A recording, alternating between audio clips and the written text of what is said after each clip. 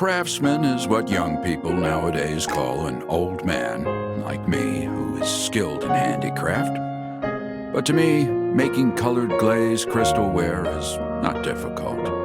Anyone who is meticulous and willing to practice tirelessly can reach my skill level. You have to be precise with the temperature, force, color. I've explained this many times to people who've come to see me. As thanks for coming all this way to talk to this old man, I don't mind explaining a few more times. There are always exceptions, however, and today's visitor seemed more interested in something else. The young man in a suit standing by the door had no excitement or joy in his eyes, and his tone was polite and distant. Mr. Chuck. Instead of asking, he addressed me as a confirmation. I nodded, but didn't move. Nor did I intend to invite him inside. My most prized glazed glass artwork was placed at the door, but he did not even look at it. Obviously, he came here for something else. Can I help you? I want to ask you something. As he spoke, he looked inside, and what happened next went without saying. If he had wanted to discuss craftsmanship with me or asked for some glazed glass artwork, I would have made him a cup of tea. But such a vague plea lacked sincerity. I smiled. It's just me and the mountains. There's no one else around. Just go ahead and say what you want to say. The young man and I remained silent for a while. Then he frowned a little and said, 1908, the White House. Are you sure we should talk here? A crow flew through the trees, and the rustling of leaves almost concealed his deep voice. I looked deep into the forest and stepped back to make way for the young man. Thank you. You're welcome. I closed the door, led him to the living room, and looked outside as I passed the window. In the silence, the trees obscured a faint figure among the mottled shadows. I had been mistaken. No matter how secluded, this place could not stop the enthusiasm of an eager visitor. Did he come for you? Or me as well? I placed the teacups on the table and sat opposite the young man. I'll handle it myself later. It won't involve you. He paused, took a sip from his teacup, then looked up and got straight to the point. About the White House. There are not many who know about this. I have my own channels of information, and I can't disclose much. Sorry. Kid, you know, I can answer you the same way if I want. I shook my head and took a sip with my eyes closed. The tea was pretty good. When we opened our eyes again, we were no longer in the living room. There were glazed glass, molds, furnaces, and a row of unglazed plates. The small workshop was covered with dust and cobwebs. I placed the cup on the low cupboard near me, and in a flash, the scene around us changed. The sun shone through the windows, blanketing everything in the living room with a glow of warmth. I looked at the young man standing opposite to me, saw no alarm or surprise in his eyes. He looked back at me and spoke slowly. Is this your evil? How did you achieve time travel? Evil. I was surprised. When was the last time I mentioned this word to someone else? You have some tea first. We'll take our time. It was a while before I spoke, pointing to the cup on the table.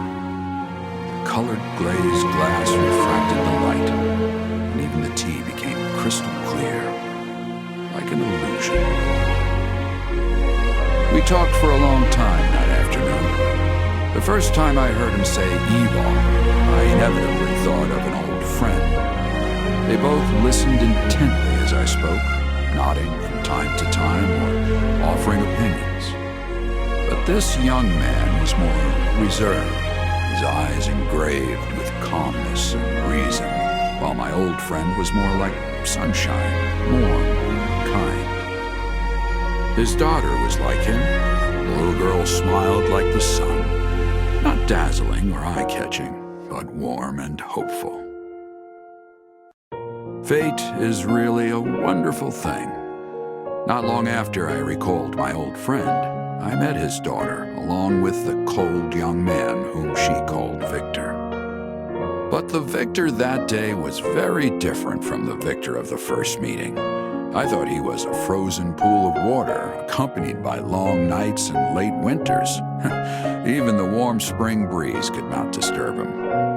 Unexpectedly, in the presence of that girl, his expressions were vivid and full of life, like a flowing stream after the ice had melted. So I could probably guess why he wanted to confirm so many things with me and tried so hard to find the truth. It's nice to be young.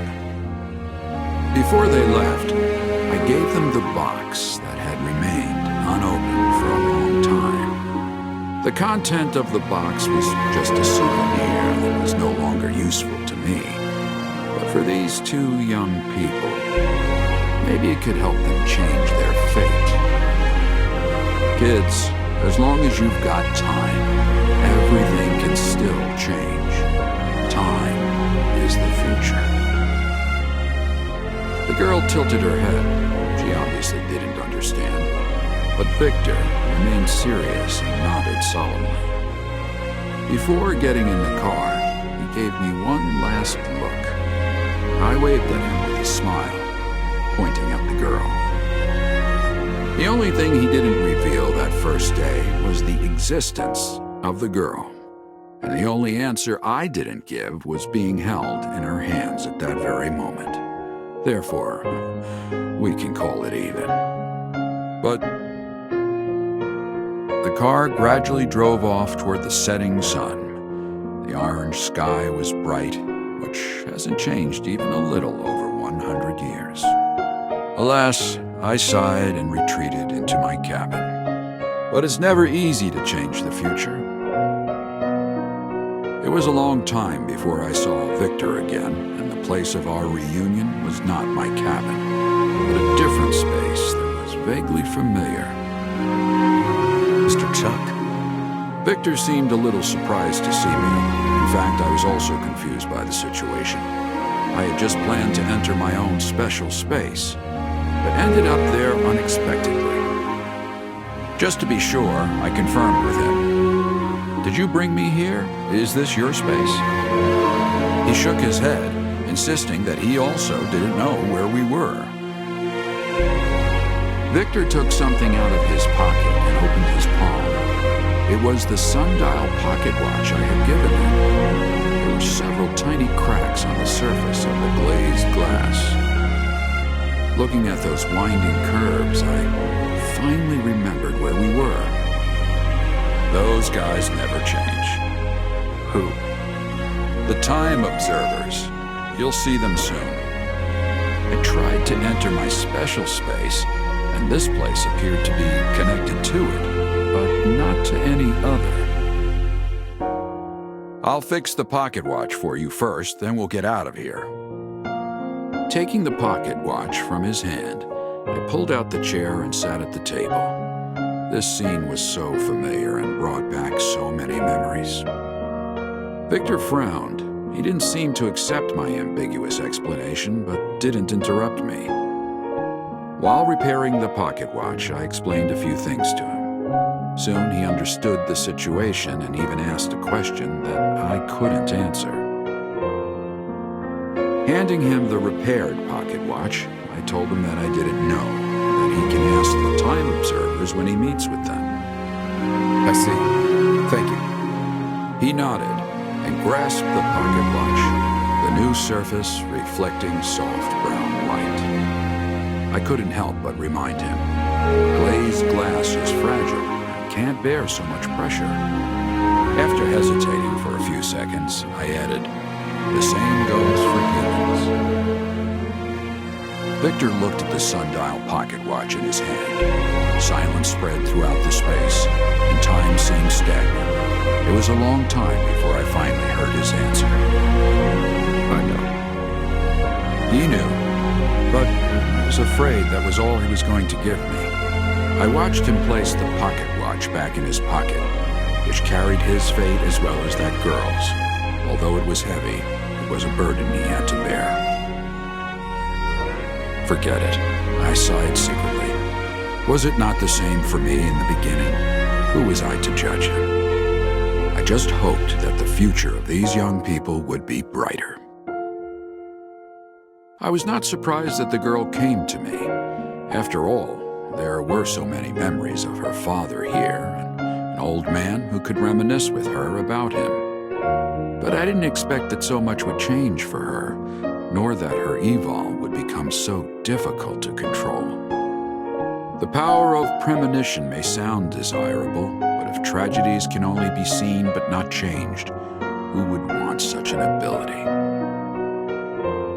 I comforted the girl and saw her off, and then stepped into my own space and began making glazed glassworks for the first time in a long while. Just as in glazed glassmaking, as long as one is meticulous enough and willing to practice tirelessly, one can become proficient in almost anything, except controlling the future. The fire in the furnace could burn one's eyes. In a trance, I returned to that day at the White House in 1908. The red light appeared in the sky, erasing people's memories and taking the lives of a group of people. No matter how attentive one is to the details, or how much one tries again and again, fate has been sealed, and the future can never be altered. I placed the newly made red glazed cup on the table. Returning to the cabin, I came upon an unexpected guest. Have you found a way? Not yet. Victor replied with a complex look. He stepped forward and handed me the broken pocket watch. I had never seen glaze in such a broken state. Its surface was covered in web-like cracks. Sorry, I can't help you. Perhaps he had expected that result and didn't ask me to make useless attempts. He just bowed low and thanked me. I shook my head and couldn't help looking out the window. The girl's face glowed red in the fiery sunset. She stood under the tree alone, but happy. Perhaps because she knew someone would always be there for her. After seeing them off again, I sat quietly by the window, watching the darkness spread across the sky, devouring all colors. It was nightfall.